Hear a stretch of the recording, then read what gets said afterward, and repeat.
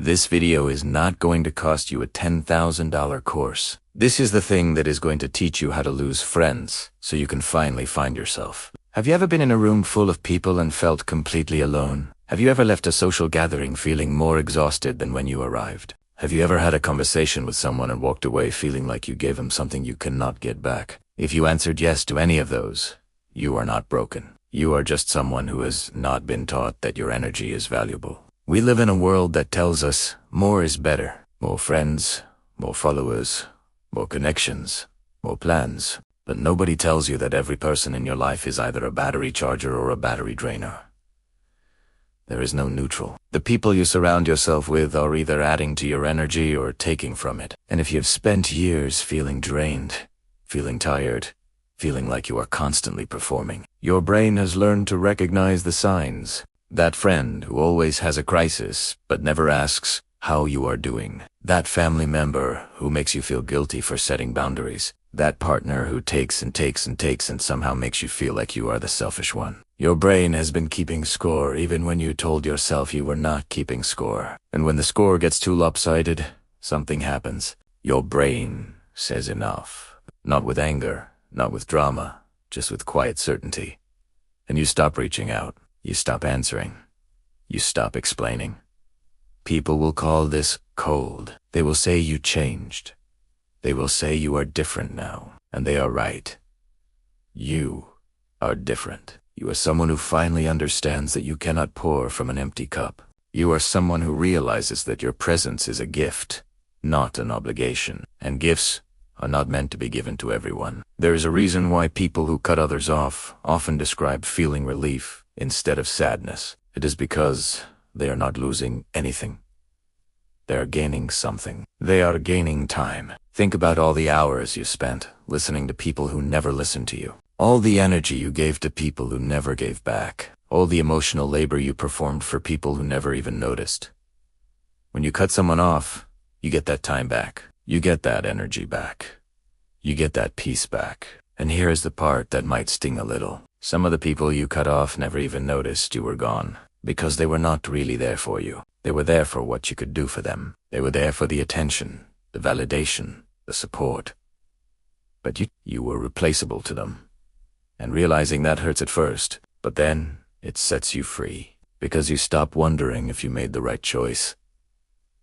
You stop second-guessing yourself. You stop feeling guilty. You realize that you were never really in a relationship. You were in a transaction, and you were the only one paying. Now let us talk about what actually happens in your brain when you cut someone off. Because this is not just philosophy, this is biology.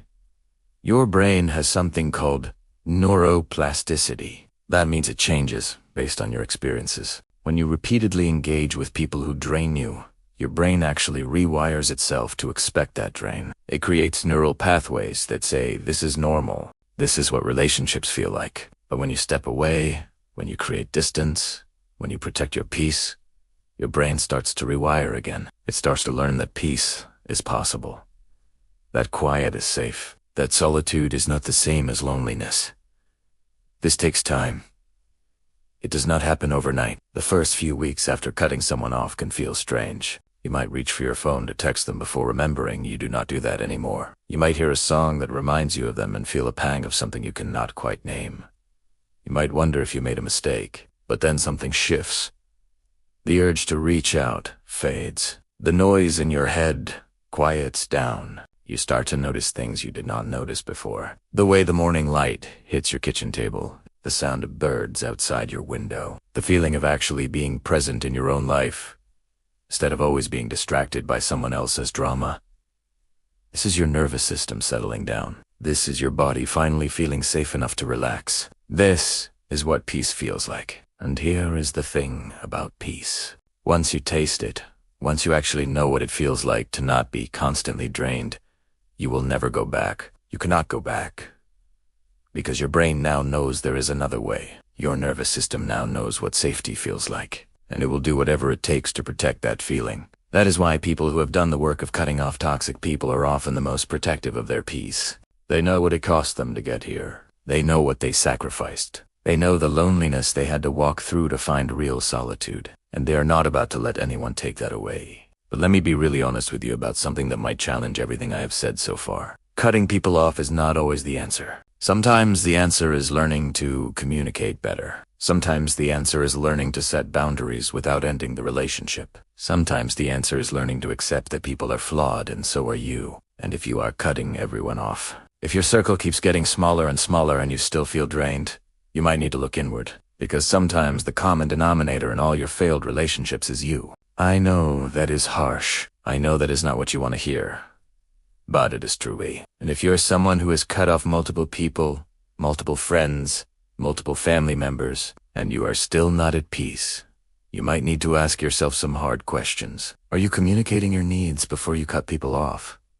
Are you giving people a chance to change? Are you expecting perfection from imperfect humans? Because here's the truth. Every relationship will disappoint you at some point. Every person will let you down eventually. That is not a reason to cut them off. That is a reason to have realistic expectations. The goal is not to find people who never hurt you. The goal is to find people who care when they do hurt you. People who listen when you tell them something bothers you.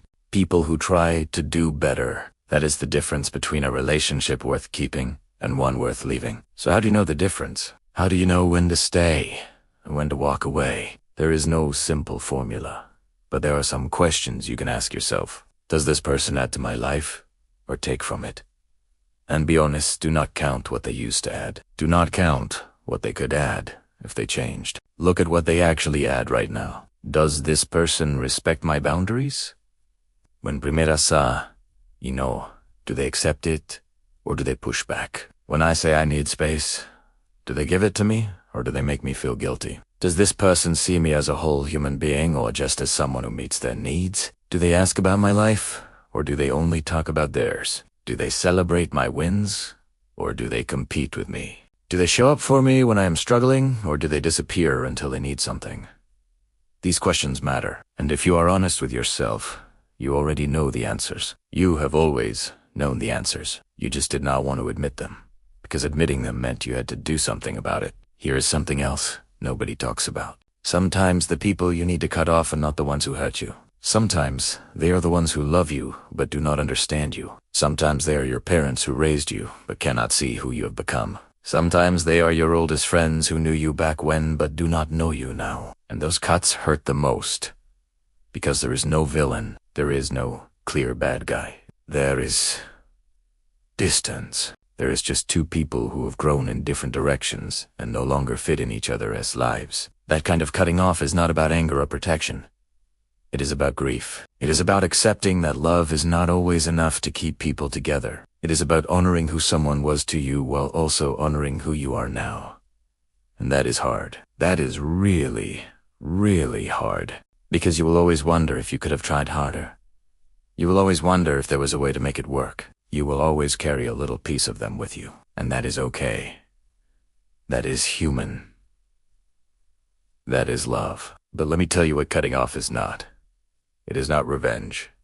It is not punishment. It is not about making someone else feel bad for what they did to you. If you are cutting someone off to teach them a lesson, you are doing it wrong. If you are cutting someone off hoping they will chase you, you are doing it wrong. If you are cutting someone off and waiting for them to apologize, you are doing it wrong. Cutting someone off is not a strategy to get something from someone else. It is a strategy to give something to yourself. It is about creating space in your life for what actually matters. It is about clearing out the noise so you can hear your own voice. It is about making room for people who actually see you, who actually value you, who actually show up. And if you do it right, you will not be angry.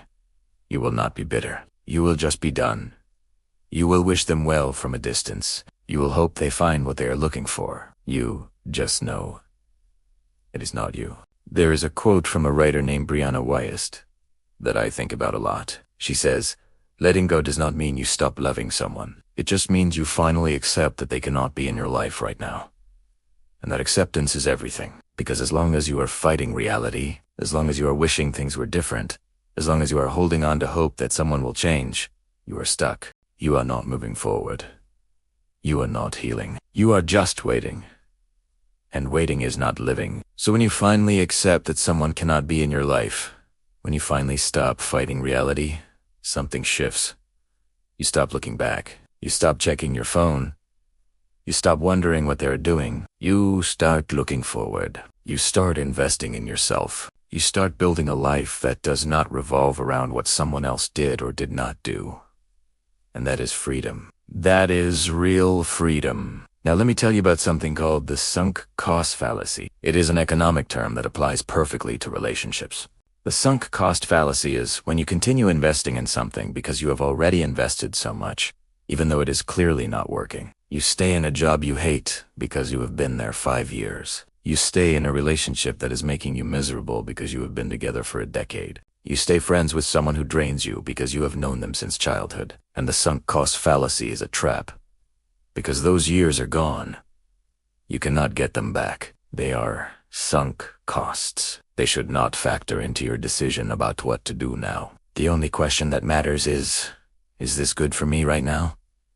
Not was it good once? Not could it be good again if they changed? Is it good right now? And if the answer is no, you know what you need to do. Here's a test you can run whenever you are confused about whether to let someone go. Ask yourself this one question. If I met this person today for the very first time, would I choose to let them into my life?